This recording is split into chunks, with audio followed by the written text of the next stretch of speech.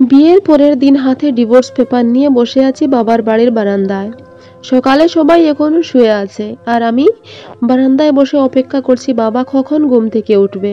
ঘুম থেকে উঠে বাবা আমাকে দেখে বলেন, কি হয়েছে মা তুই এখন? আমি বাবার হাতে ডিভোর্স পেপার দিলাম। এটা দেখে বাবা এখানেই অজ্ঞান হয়ে পড়েন। আমার বাবা আমাকে একটা ধনী পরিবারে বিয়ে দিয়েছিলেন যাতে আমি সুখে সংসার করি। আমি বাবাকে অনেকবার বারণ করেছি, বাবা আমাকে এমন পরিবারে বিয়ে দিও না, কারণ ওরা অনেক বড় লোক।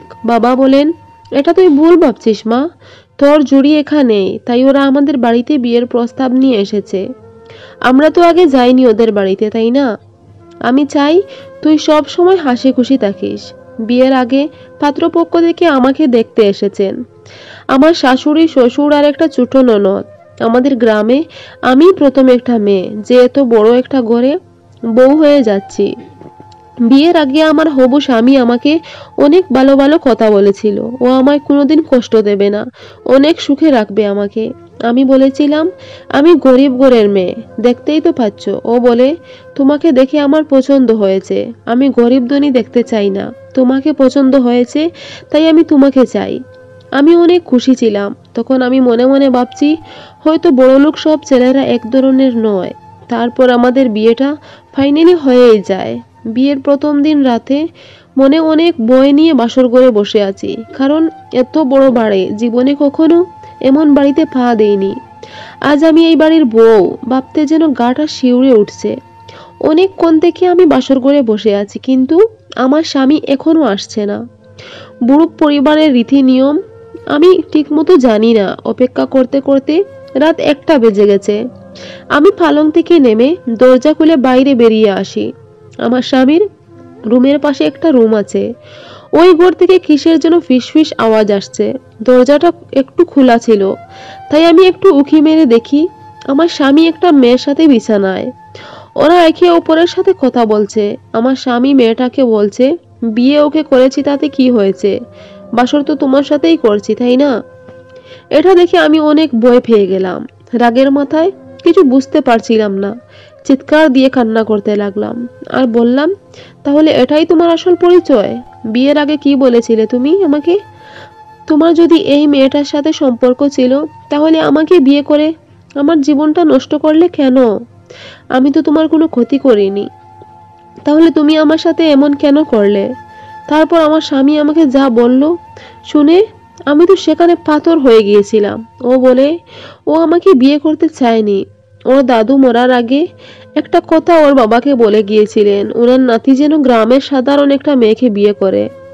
বাবার কথা রাখতে আমি বিয়ে করেছিলাম তোমাকে। আর এই যে মেয়েটা দেখতে পাচ্ছ, ওকে আমি যখন ক্লাস 10-এ পড়তাম তখন থেকে আমাদের রিলেশন। তুমি জানো ওকে? খুব তাড়াতাড়ি জেনে যাবে। ও সিনেমার অ্যাক্টর, খুব তাড়াতাড়ি ওর সিনেমা চলে আসবে। আমাকে ক্ষমা করে দিও, আমি তোমার সাথে কোনোভাবেই সংসার করতে পারবো না। বিয়ের আগে তোমার সাথে এমন কথা বলেছি কারণ আমার মনে হচ্ছিল এই বিয়েতে তোমার মত নেই। বাবার মন রাখতে ছেলে হিসেবে আমাকে তো এতটুকু করতেই হতো, তাই না? আমি বাবা মা সবাইকে বলে দিয়েছি তোমার সাথে আমি সংসার করব না। বাবাও রাজি ছিলেন। বাবা বলেন, শুধু বিয়েটা একবার করে নে, তারপর ডিভোর্স দিয়ে দিবি। আমার স্বামী আমার সামনে একটা ডিভোর্স পেপারে সই করে আমার হাতে তুলে দিল আর বলল, যাওয়ার আগে আমার বাবার সাথে দেখা করে যেও, বাবা তোমাকে কিছু টাকা দিয়ে দেবেন। এই টাকাটা নিয়ে অন্য কাউকে বিয়ে করতে পারবে, আর যদি পারো তাহলে আমায় ক্ষমা করে দিও। আজ আমি এখানে প্রীতিক নিয়ে এসেছি, সবাই জানে। তুমি আর এটা নিয়ে বাড়িতে হাঙ্গামা করতে যেও না। বারোয় বারোয় এই বাড়ি থেকে চলে যেও প্লিজ। আমি পাথরের মতো দাঁড়িয়ে শুধু কথাগুলো শুনছি আর আমার চোখ বেয়ে অজরে জল পড়ছে। আমার স্বামীকে উত্তর দেওয়ার মতো কোনো ভাষা আমার মুখে আসছিল না। আমি কিছু বলতে পারছিলাম না। আমার মনে হচ্ছিল আমি হয়তো একটা মৃত পুতুল দাঁড়িয়ে আছি। তারপর আমার স্বামী আমাকে হাত ধরে রুম থেকে বের করে দিল। ডিস্টার্ব করো না প্লিজ, যাও তো। এই কথা বলে দরজাটা বন্ধ করে দিল। দরজার বাইরে বসে হাউমাউ করে কান্না করছি আমি। তখন বাড়ির সবাই আসলো, সেখানে আমার শাশুড়িও আসলেন। আমার শাশুড়ি আমার মাথায় হাত রেখে বলেন, মা রে, এই বাড়ির মেয়েদের কথার কোনো দাম নেই। আমি আশীর্বাদ করি তুই জীবনে সুখী হ।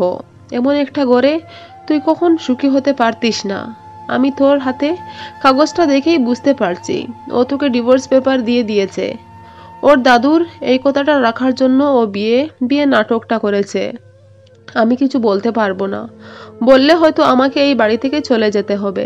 আমি খুব অসহায় রে মা, আমাকে ক্ষমা করে দিস তুই। আমার শ্বশুর আমার শাশুড়ির দিকে রাগী কণ্ঠে বললেন, আদিক্ষেতা করতে হবে না। তারপর আমার শ্বশুর আমাকে একটা টাকার বান্ডিল হাতে ধরিয়ে দিয়ে বললেন, তোমাকে অনেক ধন্যবাদ। তোমার জন্য আমি আমার বাবার ইচ্ছে পূরণ করতে পেরেছি। কারোর কাছে কোনো সাহায্য পেলাম না। সেদিন মনে হচ্ছিল এই পৃথিবীতে হয়তো গরিবদের কোনো জায়গা নেই। তাদের না আছে সম্মান আর না আছে মন। টাকার কাছে তাদের সব বিক্রি হয়ে যায়। যেমন আজ আমার হয়ে গেছে। টাকাটা নিয়ে আমিও এখনো গায়ে বিয়ের বেনারসি পড়ে আছি। শ্বশুর বাড়ি থেকে একা একা বেরিয়ে এসেছি বাস স্টপে। তখন রাত 3টা বাজে। এখান থেকে 3টার সময় একটা বাস আমাদের গ্রামে যেত। এই বাসটি ধরে আমি আমাদের গ্রামে চলে আসি। বাড়ির সবাইকে মুখ দেখাবো কি করে, এই কথা ভেবে ভেবে 1 পা 2 পা করে চলছি। বাড়িতে এসে সকাল হয়ে গেছে, বারান্দায় বসে আছি। কাউকে ডাকার সাহস পাচ্ছি না। ভাবছি ওরা যখন ঘুম থেকে উঠবে তখনই না হয় আমায় দেখবে। কিছুক্ষণ পর বাবা যখন ঘুম থেকে উঠলেন আমাকে দেখে চমকে গেলেন, কি রে মা তুই এখন এই অবস্থায়? তখন আমি ডিভোর্স পেপারটা আমার বাবার হাতে ধরিয়ে দিলাম আর বললাম, আমি প্রথমেই তোমাকে বলেছিলাম এরকম বাড়ি থেকে আমাকে বিয়ে দিও না। আমি নিজে দাঁড়াতে পারছিলাম না, তবুও বাবার সাথে একটু সাহস করে কথা বলছিলাম যাতে আমার বাবা বুঝতে না পারেন যে আমি কষ্ট পাচ্ছি। ডিভোর্স পেপারটা দেখার সঙ্গে সঙ্গে বাবা সেখানে অজ্ঞান হয়ে পড়েন। তারপর মা দাদা সবাই আমরা ধরে বাবাকে ভিতরে নিয়ে যাই। মাথায় অনেকক্ষণ জল ঢালার পর বাবার জ্ঞান ফিরল। জ্ঞান ফেরার পর বাবা এক মুহূর্ত গড়ে থাকতে চাননি। ওই বাড়িতে যেতে চেয়েছিলেন, কিন্তু আমি যেতে দেইনি, কারণ আমি জানি ওই বাড়িতে ওরা বাবাকে সম্মান দিয়ে কখনো কথা বলবে না। আর পুলিশের কাছেই বা যাব। টাকার কাছে আজকাল সবকিছু বিক্রি হয়ে যায়। ওরা যদি পুলিশের ভয় পেত তাহলে আমার সাথে এমন করতো না। ওদের কাছে টাকা আছে, তাই যা খুশি তাই করতে পারে। আমি বাবাকে অনেক বুঝিয়েছি। যেতে দাও বাবা, আমার কপালে এতটুকু লেখা ছিল। আমার শাশুড়ি আমাকে আশীর্বাদ করেছেন, তুমি দেখে নিও আমি ভবিষ্যতে অনেক সুখী হব। এমন কথা বলে আমি বাবাকে সান্ত্বনা দিচ্ছিলাম। এদিকে আমার বুকটা জলে ছাই হয়ে যাচ্ছে। আমার মাও বসে বসে কান্না করছেন। আত্মীয় স্বজন যারা ছিল সবাই অবাক, লজ্জায় যেন আমি মাথা উঁচু করে দাঁড়াতে পারছিলাম না। তবুও নিজেকে বেশ ভালোভাবেই সামলে নিয়েছি। টাকার কাছে আজকাল সম্মান মনুষ্যত্ব সবকিছু বিক্রি হয়ে যায়। আমার বাবা আমার সুখের জন্য হয়তো এত বড় বাড়িতে আমার বিয়ে দিয়েছিলেন, কিন্তু এত সুখ আমার কপালে সইল না। সেই বাবার বাড়িতে ফিরে আসতে হলো। টাকা নিয়ে যারা অহংকার করে তাদের থেকে দূরে থাকো। যে ভিক্ষা করে সেও একদিন রাজমহল তৈরি করতে পারে, আর যে রাজমহল বসে থাকে সেও একদিন ভিক্ষার তালা নিয়ে রাস্তায় রাস্তায় ঘুরতে পারে।